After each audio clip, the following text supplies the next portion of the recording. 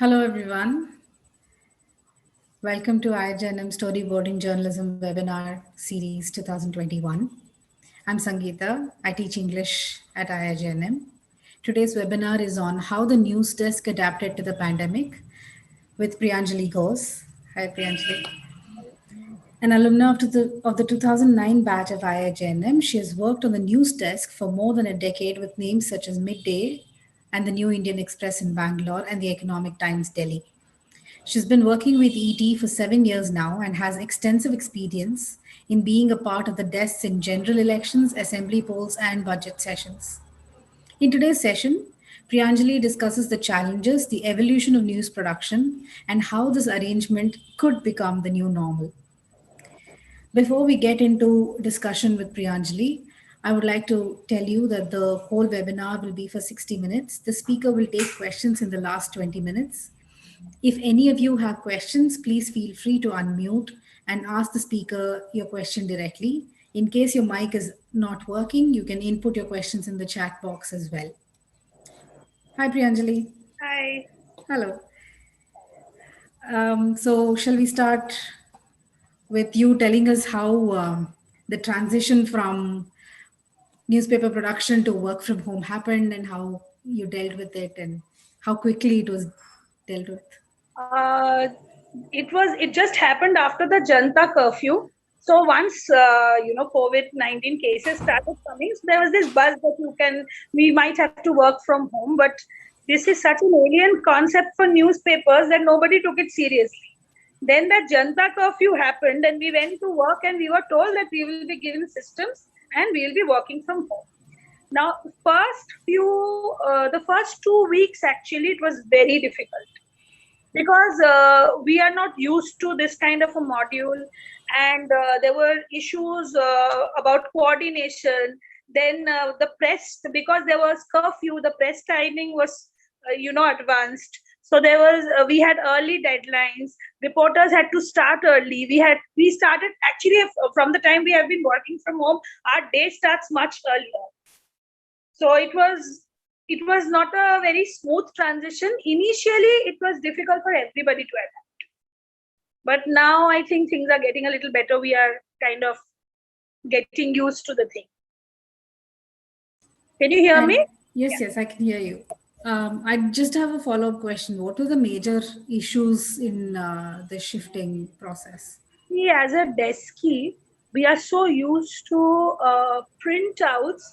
I think till the time this thing happened, I don't think we understood the value of printouts. We all were given laptops. Now, those screens are very different from our office computer screens, which are like really big and you can zoom and do all of that and see the thing. Proofing on the screen is very difficult. Like even if your editor, gives you some correction, then also because if you have done the correction, you don't have a choice of taking a printout and seeing that you have done it correctly. So that risk is always there, and you are somewhere on your own. Like your responsibility is much more. Because in office, you actually have a support system. You have your boss, you have your colleagues. If there's something goes wrong, there are people sitting and proofing, and your boss or your editor, whoever is proofing the page, is circling the thing. But here everything is on chat, is on Teams, and everything is on mail, and you have to ensure that in that small screen space you have done it, and you have to zoom in and you have to see that everything is fine. That way it is you're on your own. Then second problem was coordination, because by the time lockdown happened, COVID cases had started, there was a spurge, and we did not realize that eventually our press timing will also be advanced. So there was this constant issue about coordination, because we were always at the risk of missing stories.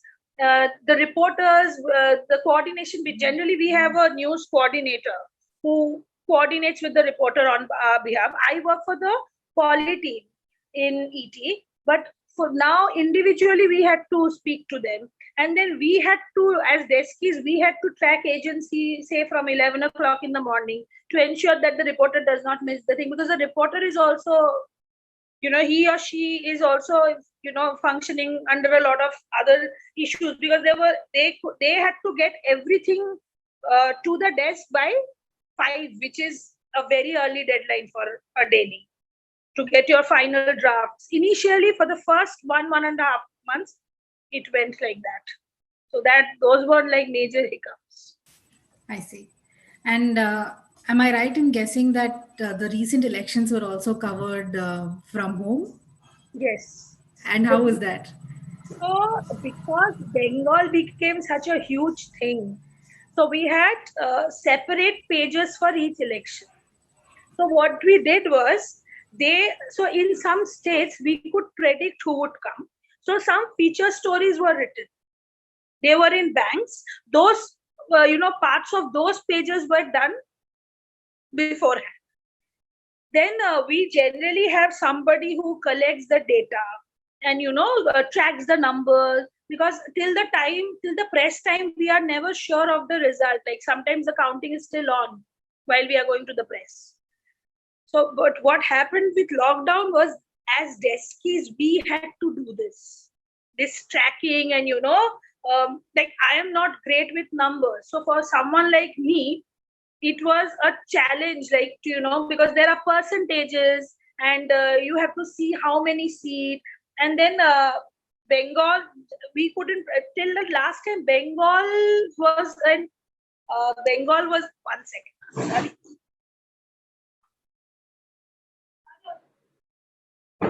Sorry.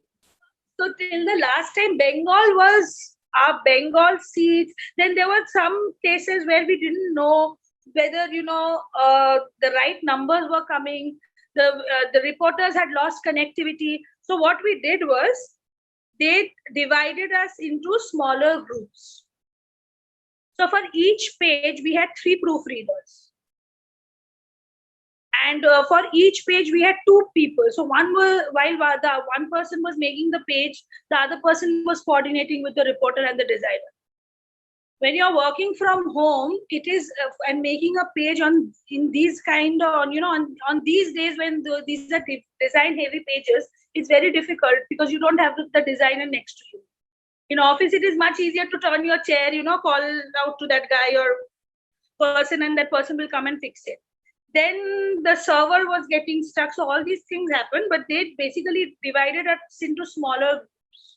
And we have done a lot of things that we have not done before. Like it was just not editing and, just not giving headlines and all. Banner headlines and everything were thought much before. I see. And what about the budget? Was the experience different? See, for economic times, budget is its biggest. It is the day in it. For budget also, so we have theme. Every year we have theme for a budget. For our budget. Every page is based on that theme. So the banner is on that. We started working much in advance. And also in story format, they tried doing stories which could be done a little beforehand. Last moment stories were not, they were like, we had taken stories. Of course, we have to take updates on what was increased, what was not. But most of the work, the design part of it, the editing features part of it, and we started the day much early. Because we had different versions. So there are satellite editions and there are main editions, right? So for satellite editions, we had different versions, things that could be useful for those, those places. We had different versions and we had different teams working on different versions. It was like that. Okay. Before I go to the next set of questions that I have for you, I'd like to tell the participants that you can raise your hands you have an option to raise your hands, so I can call your name out when we're taking questions.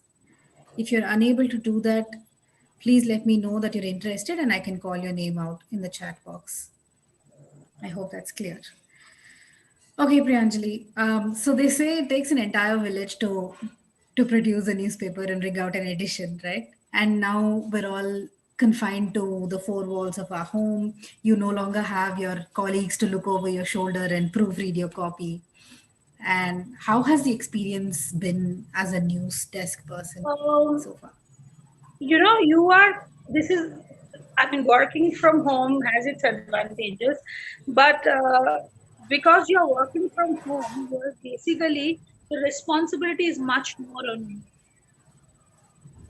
And we are in a business where there's no way of correcting it the next. Once it is published, it's like done. Hmm. That way, it has been difficult for everybody. We have had to be more mindful, and it might not seem to be such a big thing, but looking at a computer screen and looking at a laptop screen and making a post, it makes a huge difference. So you are constantly, and even if you have a senior who is overlooking, or who is taking care of the thing for that person also, he can tell you what the corrections are, but whether the corrections are going correctly or not, it's on your head. And I think we have not coordinated, or with reporters like how we have had to now, because we are also tracking stories from the morning, so that there are, especially during the second wave, for example, we had limited resources and we had so much to cover. So the deskies had to get up in the morning, and we would start tracking stories, and we would send lists, so that the editor sits and sees that no, none of the stories we have missed, or he can update the reporter, or inform him, or whatever, that way. Okay. Another follow-up question to that would be: is there a discussion in your workplace and news desks across that this could become some sort of a permanent situation? For Work from some, home. it has become, because for Network 18, they are permanently working from. For a newspaper, we have not heard whether something like this is happening or not, but there is this buzz that there might initially, as it is, whenever we go to office, I don't think all of us will be called at once. They'll be calling us, slowly. There is this buzz that it could be. See, we have, like, all these years we used to hear that you have to reach office. The desk cannot be at home. The reporter can still, file from somewhere. The desk has to go. But it's more than a year, and we have been bringing out pages. It has been difficult, but we have seen that it's doable. So there is a section which would prefer, this option. Not probably that, you don't go to office at all, but, so that you have this work from home option, that might become an option. Another general question is, you've worked at a news desk before the pandemic, for sure. And what would you say are the skills that a journalist today needs to have to excel at both? And what would they need to acquire to be better at working from home as a desk person? See, I think we need to be very, very Sorry, can you repeat that? tech savvy. And okay, so for a desk person, ideally, normally you should at least see Kanchan ma'am in IIJNM. We used to hear, and ma'am reads so many papers. But even after so many years, I think one paper you read properly, like 3 paper you should know what's going on, minimum. But as a now, because of how things are, you have to be, like, from the time you open your eyes, you should know what's going on which portal, and what's going on which news channel, what's happening, basically. Because right now there is no, initially, reporters and desks, they had very different, clear, demarcated work. But right now, it is not just the editor who tells the reporter in the morning. Even if we see something, and we are supposed to see and alert the editor, so that he can tell the reporter. So that has been a major thing. So earlier you used to go to work and then you would start the day, but now your responsibility that way is much. I see. Just Could you help us by giving us an overview? You have to have much higher concentration. Huh. Because when you're working from home, and for women, most women, like, we have really faced this. When women work at home, it's a little difficult because, you know, there'll be somebody coming and asking for something. People who have children, they come and ask for something. They want something. So, you know, that kind of focus is difficult, and you know, there are mistakes, and but though you have to have heightened focus and concentration. So, Priyanjali, can you take us through a normal day at the desk? What all happens? What are you involved in? As soon as you step into the office, what is the thing that you look for? Because I think our participants would benefit from understanding how the desk works. So once you walk in, you get the pagination. Okay, that's the initial thing. That tells you the initial ad positions, how the pages might look. The pages are, they're saved on your server. Each newspaper has its own, and they have a different method in how they save. Basically, pages are saved, so you have an idea of how, the pages are going to look. The next comes is there is the page one edit meeting that happens.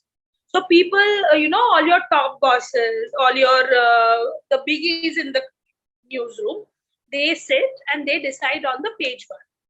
Then the page one list is sent to different verticals. So for example, I work for politics. So now Poly team has a meeting. So before that we get the pagination, we get also the political story list. Once the page one stories come, we know that these stories from our lists are not to be taken by us. Those are going on page one. Then we sit and say we have 4 pages, 3 pages, whatever. Then we decide, we sit in a meeting, like the people who anchored the pages. So 3-4 people sit and they decide which story will go on which page. Now, while we are doing that, there are this other set of people who are tracking the agencies, stories that probably the Poly list does not have. We have a common server. We have a server for BCCL where, they upload photos. And you have photos from all across. You have photos from Getty, you have photos from TOI. So you pick your standalone, you see the important photos. You save them. You keep options. And you need to save important agency stories because it can happen so 2 editions go. The first goes, most newspapers, it goes around 8:39. And the last one goes around 12:31. In some cases 1:30. So after the meeting is done, you have a probable list, but this is not sacrosanct. This can change according to how the day progresses, or say a story does not come. So we have decided. We have decided how the page is going to look, and we have placed, say, a 4 column space, and at the end the story doesn't come before the deadline. So what you do is then you have to be ready with some agency stories, some photos, because you have to meet the deadline. You cannot miss the press deadline. I mean, you put whatever on the page, but you have to send the page. Because if you don't send the page, that personally you will draw the flag. The company also has issues that basically, and in cases of ET and companies like this, there are other newspapers that they have.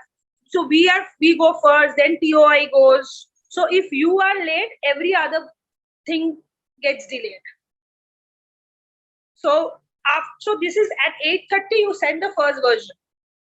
Then at 9 o'clock you see what are the important things that tomorrow other newspapers might carry and you have missed out on. So those things you again make a fresh plan. You don't change the entire thing. It is not advisable because obviously it's more work and you have put graphics and everything. But you ensure that all the important stories, or there is an updated story, or say your lead, which is the main story on the page, and you have generally newspaper pages are 7-8 columns. So the last 2 columns are important columns also, like the 7-8. So you decide that, maybe this story is not as powerful. that it should go as a 7/8 for the main edition. So you change. So there are a lot of changes that happen in the second edition. So from 9 o'clock, you basically improvise the page. Say you had taken somebody's some story where you have not just put a picture. If you can make graphics for it, because see, most people don't read news stories beyond 2 paragraphs. So you have to rework on your headlines, your strap, so that at one glance the person knows that what the story is, even if the person doesn't go through the news story. Go through the entire story. And graphics are important because then you pick up points and the person knows the highlights of the story. So those things probably wouldn't get time in the first edition. You do everything in the second edition. Now, after that, your pages go for correction. They come, you get approvals, you release it. Then you sit and you scan through agency. Say somebody has died. Okay. Or there is this fire where, so say there is a fire and 23 people are injured. Then we will not take that. But say, 68 people have died in some village in UP because of something. Then we will take. Then probably we will take it on page 3 as a single column. So again, you have to send edition 2, you have to change the thing and you have to update basically. So till 12, you are constantly monitoring and scanning through agencies to see that you don't miss anything. So normally after this, if there is no major thing that has happened, like when Jayalalitha died, we were expecting her to die for the longest time, and every day she wouldn't die. So the day she died, we had already kept her obit and everything ready. Okay, so at the last moment, the entire page changed. So we put her obit and we carried a PTI story saying she's dead and this has happened. The doctor has said this and tomorrow is the funeral. Then reactions you had already taken from some people. Some reactions coming on Twitter. Now Twitter is very important. You have to track Twitter. So if say at 12:30 you don't have reactions, like sometimes you can't call people and say no that tomorrow if that person dies, how you're going to feel. That's like random. So what you can do is you go to Twitter, you make a column, you take the reactions. So these things happen. But mostly by 12:30, our day generally ends. That's how a normal day on a desk. So since you mentioned Twitter, I wanted to ask you for your opinion. You've spent more than a decade in the news industry. How has the importance of social media has social media taken over? Is there more importance on social media right now in the news desk? It's very important because I think even reporters rely heavily on social media. Anybody can tweet and anything goes on the Twitter much faster than it reaches even a reporter sometimes. So have you even when you put out editions, you do borrow heavily from social media and reactions, like you said, right? Is there other ways where you Yeah, so because that always reactions, yes. For example, say you are covering an election story and Amit Shah has gone and lambasted Mamta, and Mamta has also said something nasty, okay, and both of them have put it out on Twitter. So if you put it on the top of the page with the photos facing each other and therefore the page is going to look better. Sometimes you cannot reach their office, but they also put out their things these days on Twitter. They know that newspapers and publications will take it from there. So there is definitely heavy reliance on Twitter. You're constantly, especially Twitter. Thank you, Priyanjali. I have just a couple of general questions for you. As in, this is with regard to working from home and the pandemic as well. How do you handle breaking stories? As in, you need a lot of coordination in order to bring the breaking news story together, right? So see, now that we have something called ET Online, we also have a portal, right? So when it is a breaking story and we have to take it, and say it comes at See, 11:15 is the time when our for ET the page has to go to the boss, so that he has this 15-20 minutes to see the page and tell you whatever corrections. By 11:30, 40, your pages should go. Now, say something breaking has happened at 11:50. Say you make an addition to, but you take a concise version of it without disturbing the entire thing. You update it, but at the end of it, you give an option for the reader to see that for more, you can visit the website. When breaking stories happen, see, I think because of work from home, everybody is awake. Even the reporters are awake till late night. Especially during second wave, when people were dying and, there was this sudden, oxygen shortage, that hospital, people have died on all of these things. When things started coming at night, the reporter, we would also look at agency.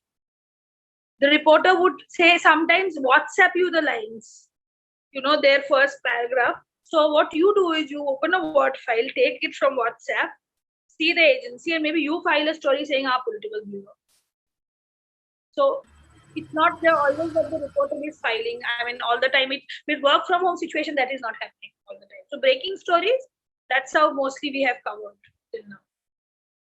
I see. That's very interesting. Priyanjali, I'll put a hold, take a little pause here to tell the participants that they can raise their hands and ask you questions as we proceed.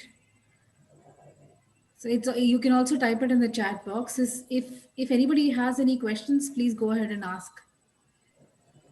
If you raise your hands, I'll be able to call your name out. So while we wait, another question. Can you tell us how you edit a story? Like, what is it that you look for? What is it that you prioritize when you're editing? In IIJNM, I think when you pass out of IIJNM, when you graduate from IIJNM, and we had, for our batch, we had Kanchan ma'am, teaching us editing, and we also had somebody called Ralph Framoli. So Ralph, I think the golden rule that he taught us was that your first paragraph, which is basically your lead, that particular paragraph should not be more than one sentence. It should be concise. But if you open newspapers, you won't see such kind of lead. You will see that there is this one paragraph long, one long paragraph where you have compound clauses and, winding calculated sentences. But so the idea is the moment you open your copy, you first try to understand what is the essence of the story.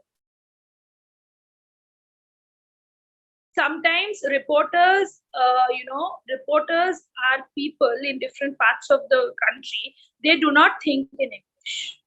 Or say they have gone and taken an interview of Adityanath, Yogi Adityanath. Yogi Adityanath has not spoken in English. That guy has translated it. And sometimes most of these reporters are very good reporters, but they don't think in English. So when they write, it is the literal translation which might not be grammatically correct, or it might be the syntax might not be correct. So the first thing is you open a copy and you see what is the essence of the story. What is the story trying to tell? Then in the first sentence, as precisely as possible, just say it. So that one look at it and I know that this is what has happened. Then you go into who said what and how it happened, and if you want to pad it up with some background, all of that. So in IIJNM, unlike in other institutes, by the people who have graduated from IIJNM, we have always had an upper hand because all our the teaching module is so practical that once you sit on the first day when you open the computer and they give you a copy, it is not difficult for you. Because in that 1 year, you will be, going through that entire thing. So you have to firstly see what the story is about. Secondly, be careful of names, designations, numbers. A normal news story should not be more than 400, 450 words. Nobody reads beyond this. Thirdly, do not try to be smart with your headline. Your headline basically should say what the story is. It is not important to be smart. It is important to be correct.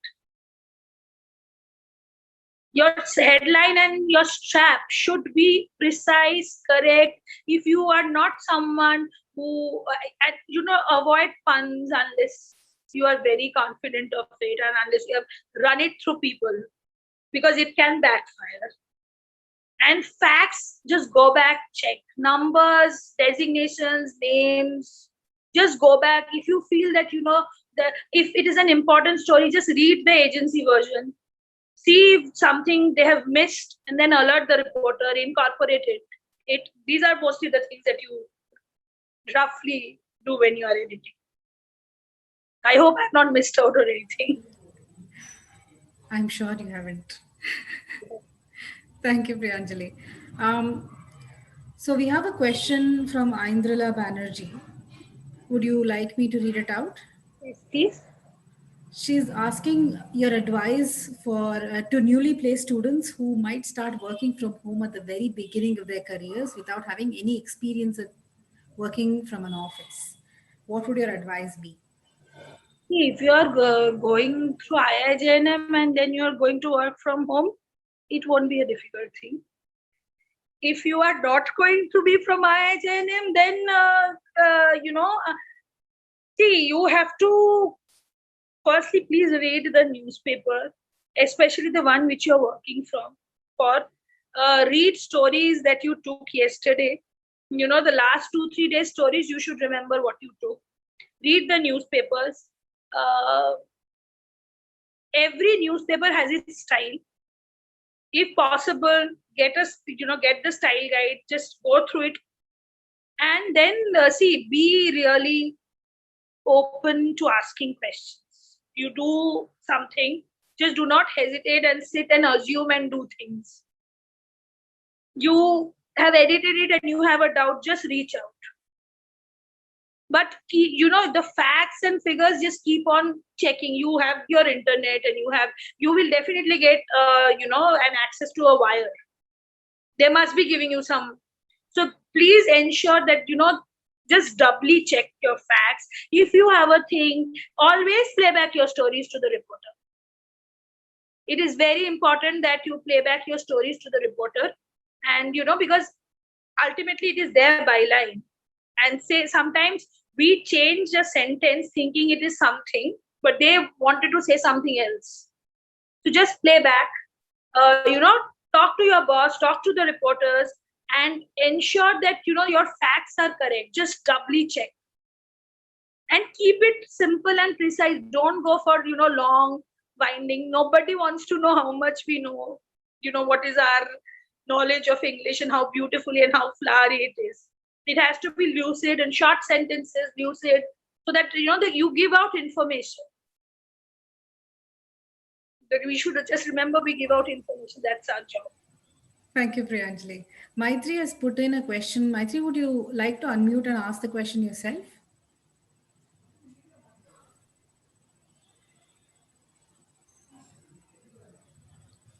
Maitri? Okay, her mic isn't working. All right, let me read it out to you, Priyanjali. Maitri is asking, how has the pandemic affected the media industry, especially the print industry, in terms of employment opportunities and work culture for women? I think pandemic in terms of work culture for more than men and women, I'm sure you have been reading news. There has been huge job cuts, salary cuts. Most of us are functioning, say, with a salary that we used to get in 2018-19. They have cut corners. There have been massive layoffs. So we are facing a very bad time. Because as you would understand that generally newspapers are always running at a loss. Our printing cost is much higher than our selling cost. Say if it takes 22 rupees to produce a newspaper, you are getting it for 4 rupees. So as it is, we are all the time, fighting for that kind of money and all of that. Time and for there, I think for women or men, I think it has affected everybody in the same way. And can you please be a little? Can you explain what do you mean by working culture for women? As in, like, what exactly would you want to work culture for women? As in, Maitri, you can type in your comment in the chat we box, have the and I same think resources. Like men and women, we have the same resources. They give us the same resources. What exactly would you want to ask?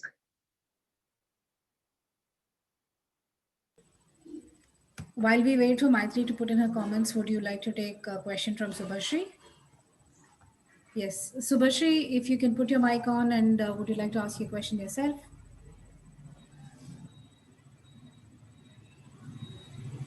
Hello. Yeah. Hello. Good morning. Yeah, So, as I'm new to this field, so as you have mentioned that one must be alert about the ongoing circumstances, but there are various platforms that serve us the same thing. Like when I open a news channel, or like when I search for a news channel or a media platform, there are hundreds of options. How to choose which one to follow? Like to get accurate or precise news or information. see, I think you have asked a very now accuracy and truth in the media. These are like boiling topics, right? So see, there are these standard newspapers. See, I'm telling you, you have to read 4-5, right? So you know the common things. I mean, there are big names. You normally go. You want to know which newspapers or which publications or sites to refer to. Yeah, yeah, yeah. See, I mean, for politics, I think obviously Indian Express. TOI covers the best city stories. See, you have if you read 2-3 of these big papers, you will know the common ones, right? The common things, the overlaps. Say, Prime Minister has visited Delhi. Okay. Now, though all newspapers will cover it, so those things are like common. But for specialized thing, every newspaper, Hindus, editorial is very good. Like that, everything has. So you have to basically you cannot narrow down your option. You have to be open to all. Whatever you can, whatever you think comes your way. Which can you hear me? Yeah. We can hear you. Go ahead, Priyanjali. Yeah. So the standard newspapers, of course, you read. And there are wires and there are wires obviously you cannot get an access to, but there are portals.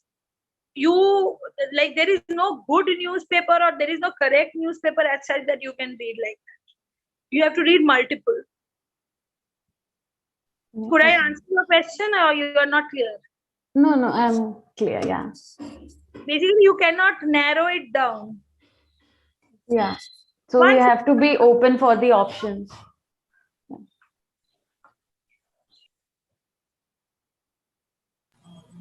Priyanjali? Let's give her a second.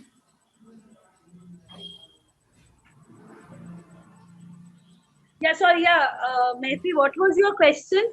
Now I've lost the chat box. No, I'll tell you. So Maitri put in her comment. Before that, Subhashri was saying. Sorry, Subhashri, am I clear? Could I answer what you wanted to know? Yeah, Like, it's clear now. And you will know, you will be joining IIJNM. No, I don't know if Kanchan ma'am takes that news quiz anymore. Does she, Sangeeta? We do. Oh, so Every day. You will know what to read and what to. You have to read at least 2-3. One properly. That whichever you like. If you're going to Bangalore, Hindu is a good option. Okay. Thank you. Welcome. All the best. Priyanjali, I'll take you back to Maitri's comment when you'd asked, what do you mean by work culture for women? So She just expanded it to say that by work culture, she means how difficult has it been for women to work from home, especially as journalists.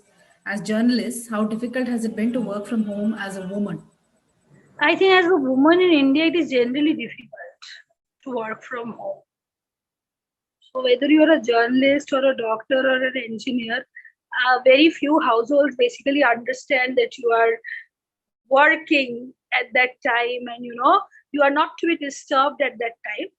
So I think it's been tougher for women, and this is across sectors. I mean, there's nothing specific for journalists. See, the office gives us the same resource. A man in my designation has the same thing that I have. I have the laptop, he has the laptop. But probably he has the comfort that I don't have. I'm expected to do a lot of other things while I am working. Whereas probably for him, the home setup is different. That has happened to some of the colleagues. That is what most people are talking about. Thank you, Priyanjali. Aditya has put in a question. Aditya, would you like to unmute and ask your question yourself? Aditya Pandey. Yeah. Aditya, your mic is on, but we can't hear you.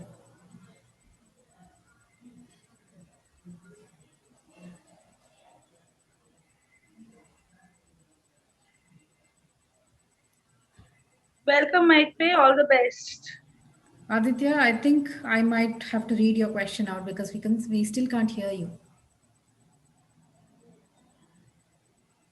Priyanjali, I'll read the question out. In a country like India that stands at 142nd rank on the World Press Freedom Index, what was your experience while covering political and religious news? Did you get freedom to state sensitive and controversial truths as they were? See, I think as a journalist, we must remember we are not activists. We are not activists. Our job is not to propagate any side of religion. I mean, whether any religion. Our job is also see now this is like, see, now that religion has taken such a big part of politics, you have to be very careful before you name a community, before you say things. Your organization will help you, will tell you that certain words, certain things are not to be used, because that can just instigate people. Maybe it's not that big a thing, it's just a routine thing that has happened.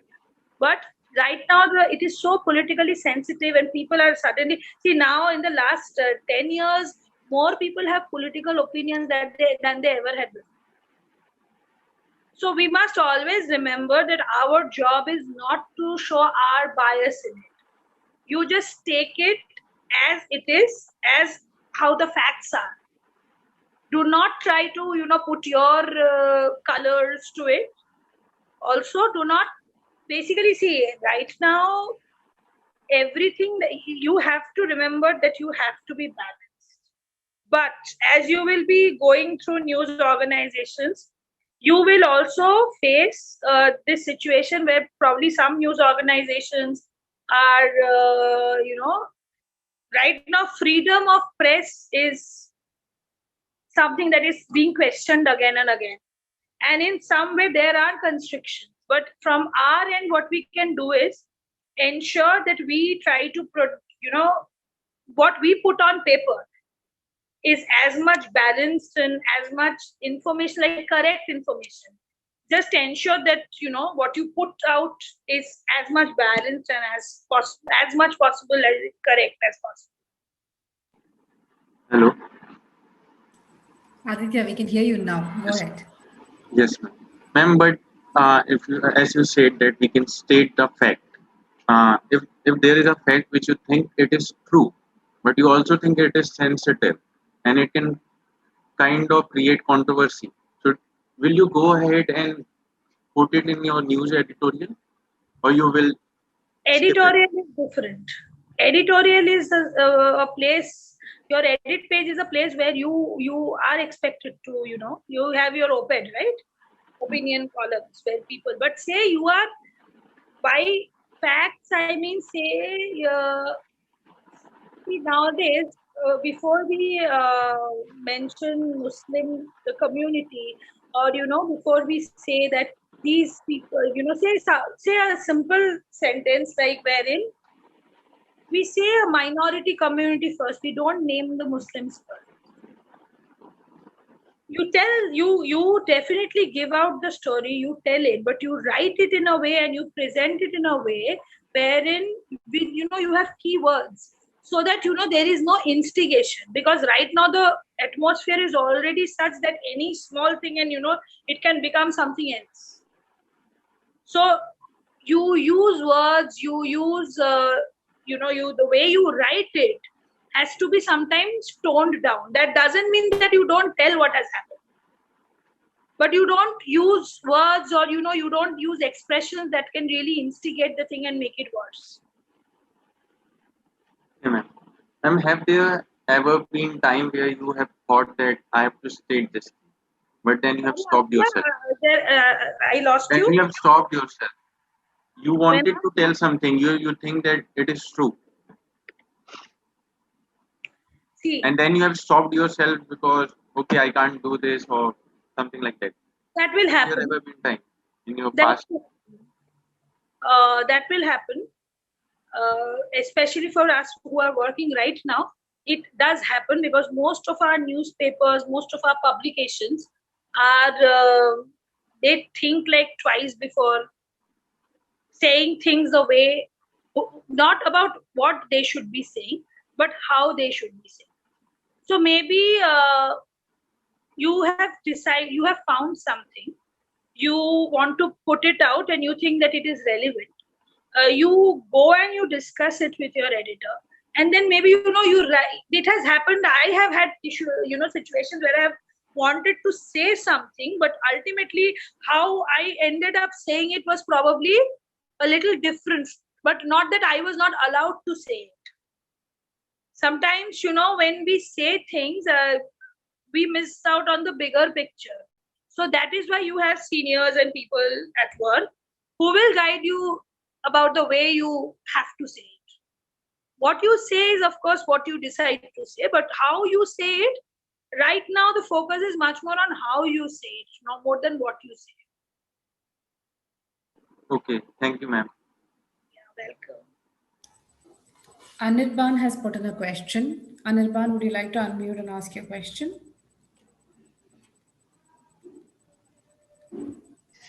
Hello, am I audible? Yes, Anirban, go ahead. Good morning, ma'am.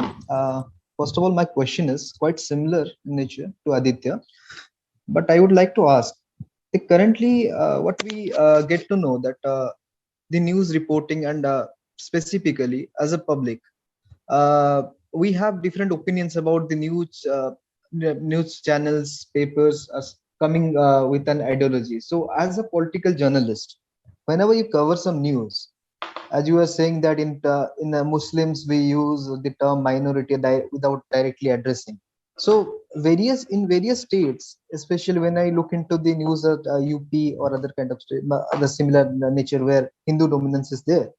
So how do you cover such kind of news when it is coming there? You know that you have to follow a policy to appease the majority, or you have to look into what is the facts. How do you manage? How do you take the news as a balanced manner so that it will be appealing to both every community? Yeah, our job is not to appeal, make it appealing. Our job is just to tell how it is. Okay. But our job is also not to instigate. When I say that, you don't mention the community, doesn't mean that you don't mention the community at all in the copy. Sometimes in the introduction you do, but it depends on stories. Say a story where, say for example, in a lynching story, that you don't know, it is all alleged. It has not yet, gone to a situation where you have, specific proof. Then you do not mention the community like that. Those are the editorial,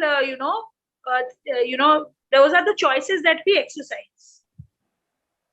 There is no appeasement policy for any community as such.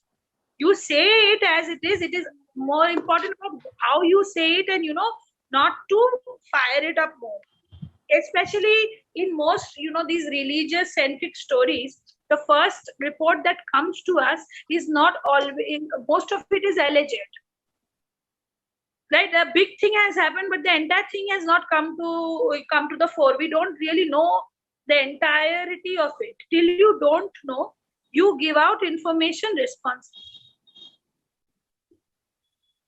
Does Thank you, that make madam. Thank you, madam. But I have been specifically observing some news channels, some newspapers, and some people, some reporters. Whenever it comes the debate standards, as you are on print, I will not ask the broadcasting questions. But whenever I go to some articles, there are some things which get published indirectly about religions, promoting a particular religion.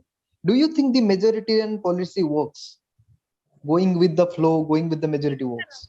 definitely works, as we have seen since we have been choosing the NDA for the last 2 terms. You know that it's working. It is of course working. There is this bent, of course, but we as journalists, so there are restrictions, okay, and there are as you go into the industry, you will know that there are situations where at the last moment things are decided at a much higher up level where you probably don't have access to, but that happens. So if I tell you that you have not observed it correctly, I would be lying. You have surely observed it correctly, but our job is to right now what most journalists are trying to do is trying to dodge that and then just say what we have to say. But we also should remember that just because some are firing up these things, just to counter that, we shouldn't also take that radical path. But I understand what you are saying. There is that bent, and then sometimes some newspapers are functioning in a way that you feel that they propagate a particular ideology. That's what you have noticed, right? Right, madam. Ma'am, last question. I will not stress it more. I would just like to ask that as we are going to be a journalist in future after completing our course in IIGNM. So, do you think that it is highly important to maintain ethical standards in journalism? See, as an individual, I have a outspoken attitude, and I believe in facts. I believe in fact. I don't believe in projecting something which is favorable for everyone. Fact should come out, but that could be amended in the words. But do you think that as a new journalist or new to the institution, do you have you ever faced that your opinions were not projected the way you wanted to project, or the bosses didn't accept it in that way? How do you manage that things? In IIGNM, I remember so opinions are our job is not to give out opinions unless you are writing an op-ed. Like for example, remember I had written a sentence where something. So it was only so and so much rupees. Okay. So Kanchan ma'am had given us this exercise, and then she explained it in the class that when you say only so and so, you should not say only. Don't use that kind of word saying. It might, because opinions are subjective, right? And that's why they are opinions. I mean, they are your thoughts. So it might be only for me. It might not be only for you. You get the drift? My question was my opinions which are based on facts. No. So this is a fact. Opinions are still opinion, no? Many opinion. What say, for example, a person is lynched somewhere. You are reporting, okay. So what is the kind of opinion that you think you would be giving? If the person is lynched, I would first specifically take the total details of the matter before projecting my opinions without going. You are not going to project your opinion in a news. Right. That fact should be in front of others. What is the fact? There is no scope for opinion, no? Right. But madam, what my question was exactly, as new journalist to the institution, okay, suppose you are totally like as you said, we are journalists, not activists. Yes. So my point is simple, that as journalists, if we have this certain thing that certain news which are beyond our ethics, which are beyond the ethics of journalism, but it gets projected. But we don't agree to that.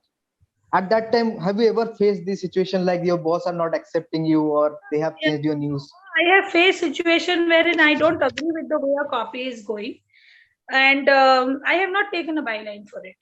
Okay. How do you handle yourself in that moment? You always have a choice. The door is always open for everybody. Okay. Now, how you react, what is the level of your reaction, that will depend on the situation, that will also depend on your circumstances. You react sensibly, you react without, hurting the ethics of the thing. It has happened to me that I have not run the story in my byline because I have not agreed to the way the thing has been projected.